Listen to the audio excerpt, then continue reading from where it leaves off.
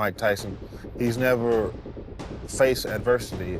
He's known that pretty much he's been the favorite going into all his fights, and he's never had to overcome odds. To the body and an uppercut to the head, and Burbick is down.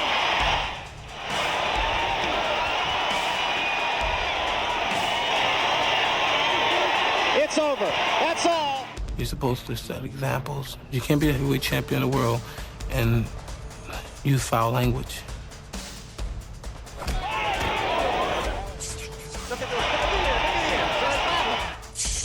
bad as I've ever seen Donnie Long look. 23-pound weight advantage. Again. Who's the last guy to stop? It's an important learning experience for Mike Tyson. He's going to have to be able to handle. These fighters mocked Mike Tyson, thinking he was overrated, underestimating his raw power, believing they were superior, only to face brutal humiliation and crushing knockouts. Overcome anything and just go in there and do the best he can, and he knew he was going to win the fight, and I think he's in a tough situation. I got a chance to be a superstar. Mike Tyson's a media star. In 1987, James Bone Crusher Smith claimed Mike Tyson had never faced adversity like him, insisting this was his moment to shine and challenge Tyson's unstoppable power. This is really bad. I can't understand why they're doing this. Two disciplined professionals. And Tyson's trainer, Kevin Rooney, saying, sit down, sit down. And the same there in Bone Crusher's corner. From the opening bell, Tyson storms forward with incredible speed and aggression, immediately testing James Smith's defense and setting the pace for a high-intensity opening of the fight.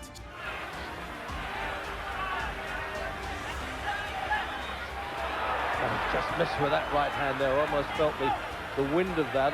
Smith attempts to control distance, using his reach and height, but Tyson's raw power and relentless pressure quickly overcome the defensive strategy, forcing Smith to react constantly. Mike Tyson chin short to be tested. No reason to suspect he's not the Iron Man.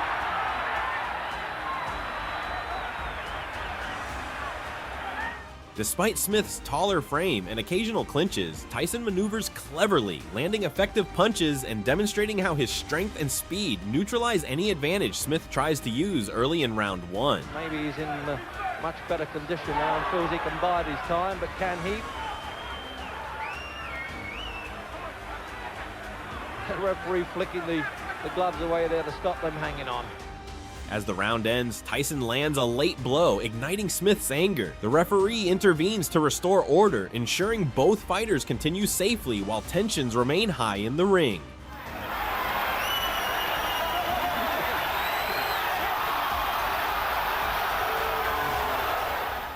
Round 2 begins with heightened energy and aggression. Both fighters come out sharper, exchanging powerful punches and showing determination, with Tyson maintaining relentless pressure and Smith trying to withstand the storm. Well, no Mr. Nice Guy in this fight, round 2. And now it's really going to get bad-tempered, I suspect. Tyson lands a brutal punch to Smith's eye, causing visible injury. Despite the pain, Smith continues fighting, demonstrating resilience, though Tyson's strength and precision continue to dominate the exchanges. It's all Tyson crowded in, and it's Bone Crusher hanging on for the most part. 1-2 Crusher. After 12 grueling rounds, both Tyson and Smith finish the fight. The crowd expresses dissatisfaction with the performance, booing both fighters despite the endurance and effort shown throughout the match. A hard right hand from Smith, and he recognized it, and I think Tyson did. And this will keep going after the bell. And he saved almost in the last 10 seconds his best punch of the fight, I thought. At the final bell, judges award Mike Tyson the victory by decision. His consistent aggression and powerful punches throughout the fight secured the win over James Smith. WBA, WBC, heavyweight champion of the world, Iron Mike Tyson. Before their May 30th, 1987 fight, Pinklin Thomas mocked Mike Tyson. Punches. I mean, he gets so much leverage behind each punch. Mike Tyson can fight southpaw, he can fight orthodox. Too young to understand. I think I forgot about more than he probably knows or will probably learn in anything. So he's got to go to school yet. And he haven't faced an opponent like me. He haven't faced the caliber of a fighter like me. He haven't faced a real champion. He was claiming that Tyson lacked education and awareness, and suggesting Tyson did not understand the depth of knowledge required in boxing. He holds both the belts. So I respect him. I have to respect him because he's a champion. But the night of the fight, after the bell ring, I have no respect for him at all. Experts doubted Mike Tyson and said he did not belong in the same category as Pinklon Thomas, believing Thomas's experience, skill, and composure would expose Tyson and prove he was overrated. It's going to do a number on Tyson. I mean, a real number. I mean, it's just Tyson don't belong in the same category as a Pinklon Thomas. And I mean, I don't mean that sarcastically or berating a Tyson. Tyson hasn't been to school yet. Now, all the qualities of a Pinklon Thomas beats Tyson. He got the best jab I've seen since Lister. It's a crushing jab. It go right through him.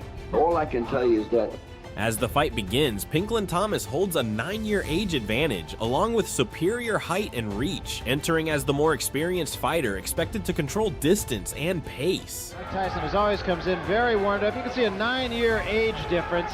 Other than that, I think probably the only really startling number there is that Thomas came in at 217, and he does have a reach advantage of some 3.5 inches. I don't really know that that will be any factor in this fight at all. Before the opening bell, Thomas stands confidently, showing calm body language and belief in his abilities, appearing unfazed by Tyson's reputation and ready to prove he belongs at the top. Don't put too much grease. That's sweat. Okay. That's sweat. Okay. Well, what do you think? Once the fight starts, Mike Tyson explodes forward aggressively, launching fast punches and immediately targeting Thomas's face, showing intensity and speed that begins to pressure Thomas from the opening moments. Tyson is a 6-1 favorite. Tyson starts out with the right hand. Well, you notice there's a much more aggressive Mike Tyson than there was with Bone Crusher Smith. Tyson continues relentless pressure, throwing non-stop combinations without hesitation, refusing to give Thomas space, overwhelming him with power and accuracy that slowly breaks down his defense and confidence inside the ring. And another left hand. Rarely do you see Tyson throw only one punch. People can't take. In the 6th round, Tyson lands a brutal shot that disrupts Thomas's balance completely, leaving him unable to recover as the referee steps in, confirming a knockout victory through sheer dominance. 2 uppercuts to the left hand. Thomas trying to hold on. Serious trouble, and down he goes. After the fight, Mike Tyson confidently declares that he proved his position as the #1 fighter, while still acknowledging Pinklon Thomas as a strong opponent who earned respect despite defeat. He's a great fighter, and I feel I'm the best fighter in the world because I beat the best fighter in the world. Everybody gave him the regard. Do you feel he was the second best heavyweight out there? Absolutely. Now I proved it. Before their July 21st, 1989 fight, Carl Williams said Mike Tyson was not in his complete form, mentioning life distraction. The very next day, I came in the gym with a different attitude towards him. I went into the ring and I busted him up. Well, he sparred me when I was 14, 15 years old, and he couldn't kill me then. And now I'm 5 times, 10 times the fighter now. As the fight begins, Carl remains calm, confident, and focused on his strategy. Who then had quite a lot of fight left in him. The fight opens with intensity as both fighters approach the center of the ring. Tyson looks aggressive and focused while Carl maintains his stance, trying to gauge Tyson's speed and power.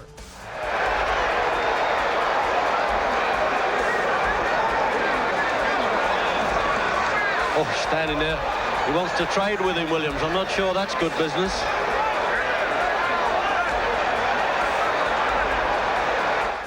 Carl attempts to leverage his reach and height to keep Tyson at a distance. Despite careful jabs and swings, Tyson moves fluidly, slipping every attack and closing in relentlessly, staying unpredictable and fast. Be willing to trade. Yeah, a good positive start from Williams, but I think I would feel the safer for him if he would back off and have a look at Tyson first of all. This is a completely different Tyson from the last one he shared the ring with. Carl's movements begin to falter as Tyson's pressure mounts. One heavy punch shifts Carl's footing and throws off his timing, causing him to wobble and lose control over his stance early.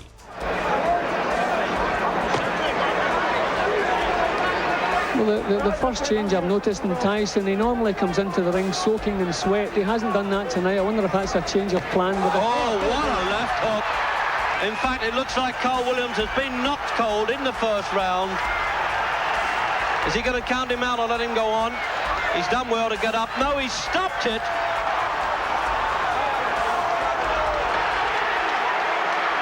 Tyson seizes the moment with a final powerful strike, sending Carl crashing to the canvas. The referee intervenes immediately, ending the fight with Tyson's decisive 93-second TKO victory in round 1. On October 9th, 1985, Donnie Long was seen as the toughest challenge for Mike Tyson, expected to push him beyond his comfort zone and test his full abilities. Tyson recognized Donnie Long as a serious challenge, yet he trusted his speed and power, confidently predicting a quick knockout within the first couple of rounds of the fight.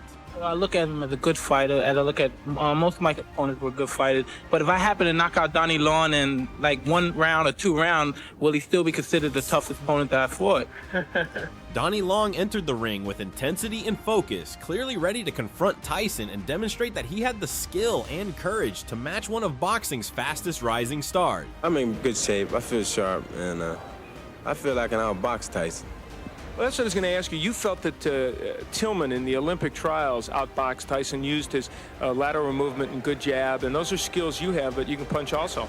Yes, I plan on boxing Tyson, too. I think that I can box as good as he can, and I keep him in the middle of the ring, and I can punch if not better than Tyson. Will this be a win that puts Donnie Long back into the heavyweight picture? This will be a win that let everybody know that Donnie Long is back. When the fight began, Long attempted to take control, but Tyson's raw strength quickly dominated. A precise left hook dropped Long, yet he rose immediately, refusing to surrender. This fresh youngster's only 19 years of age. Long is 27. Oh, wow. Well, that was quick. Tyson putting him down here early in the first. Frank Cappuccino looking on closely. You see Long holding those gloves up to say he's all right, but is he? Tyson attacked relentlessly, mixing hooks and rapid punches. Long was sent down again, unable to match the overwhelming speed and power that Tyson brought into the ring. Left hand again. Well, he nearly sent Long out of the ring with that left hook. Tyson. Oh, Long is down. Second time. Another knockdown. After a quick check, Long insisted on continuing, but Tyson's explosive assault ended the fight. A final knockout came swiftly, finishing the bout in just 88 seconds. Is it 6 of 9 as Tyson comes out with a strong right-hand barrage again? This is as bad as I've ever seen Donnie Long look, but give Tyson credit. That's it. Wow. The left hand puts him down.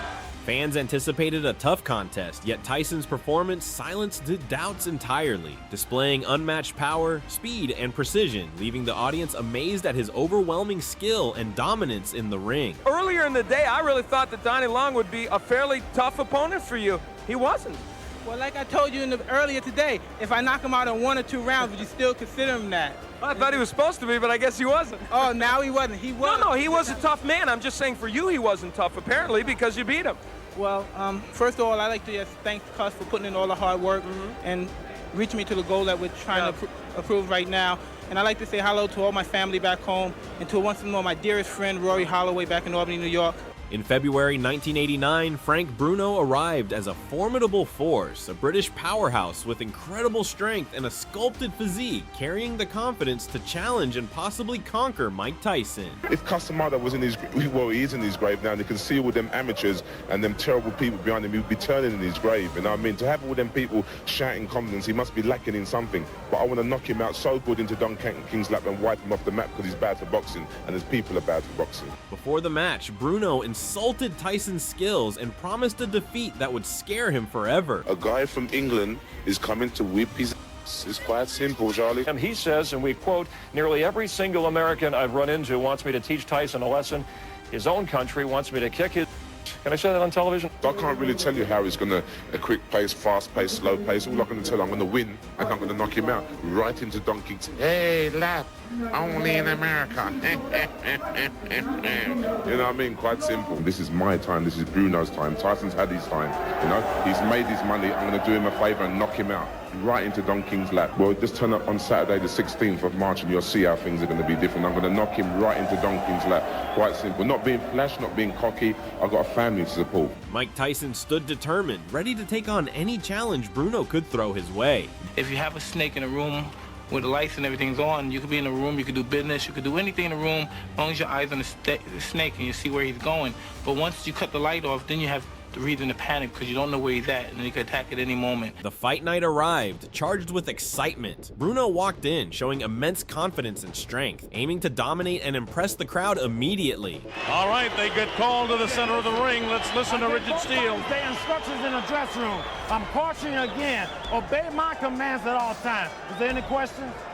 In the 5th round, Tyson exploded with relentless punches, forcing the referee to stop the fight, awarding him a decisive TKO victory.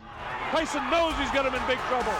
If he doesn't answer it, Richard Steele has moved in and has stopped the fight. After the match, everyone witnessed Tyson's raw power. Fans and experts praised his speed, precision, and focus, proving he was still unstoppable. He wins it again last night. I mentioned this earlier, that I thought he was extraordinarily vulnerable with his straight-on attack to jabs and uppercuts, and Bruno wasn't the guy to come through with that battle plan against Tyson. Now, Tyson had a lot going for him, but I just thought that he was vulnerable to that type of attack. What did you think? Well, I thought he might have been, and certainly the ring rust has been a situation that has gotten in Tyson's way up until now, but I also thought that Bruno is a straight-up fighter. On November 22nd, 1986, Tyson faced Trevor Berbick. Fans believed in Mike Tyson's talent and cheered passionately, despite Berbick being a respected, strong champion at that time. And everybody that I've talked to involving this fight says, this is the Tyson fight, Tyson this, Tyson that. But Trevor Berbick is the champion, and nobody's talking about him. I don't think there's any doubt that most people are viewing this event more as a coronation than as a contest. And it's perfectly understandable, really, because they're expecting and even hoping that Mike Tyson fills a vacuum in boxing. The absence of a real sensational young champion who's willing to fight anyone, everyone, and often. What we have to wonder is whether a 20-year-old heavyweight can really take that responsibility and be the boy king. We have to wonder about it because he hasn't really been tested yet. So it requires a sort of leap of faith. Mike Tyson was 20 and Berbick 32 with much greater experience. And of course Dundee has been in the corner of many, many champions. There's Berbick's record, 31, 4-1. The meaningful fights, he has all won or fought well. The fight starts with Tyson attacking relentlessly, while Berbick counters strongly, yet Mike stays calm and absorbs the blows effectively. A little cold, a little stiff here. Real tight. Right hand, Tyson, and a left behind it.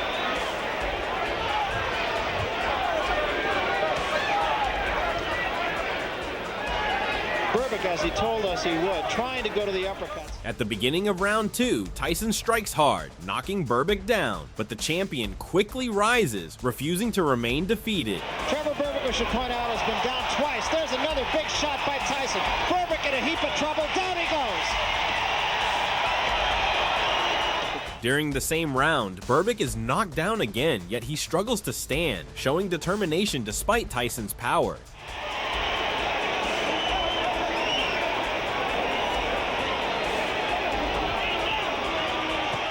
Tyson lands another crushing punch in round 2, causing Berbick's body to shake, leaving him unable to continue the fight. And an uppercut to the head, and Berbick is down.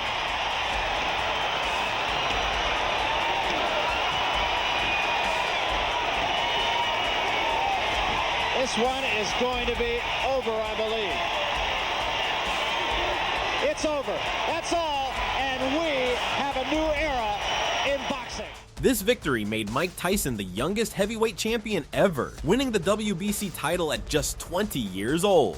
So Mike Tyson, the youngest heavyweight champion in history at 20 years, 4 months, 22 days. What a victory for him tonight. You know, the thought that I had as Mills Lane was counting out Trevor Berbick was, what must Michael Spinks be thinking at this point? Well, he knows fully well there is a monster. That's it for today's video. Stay tuned until next time.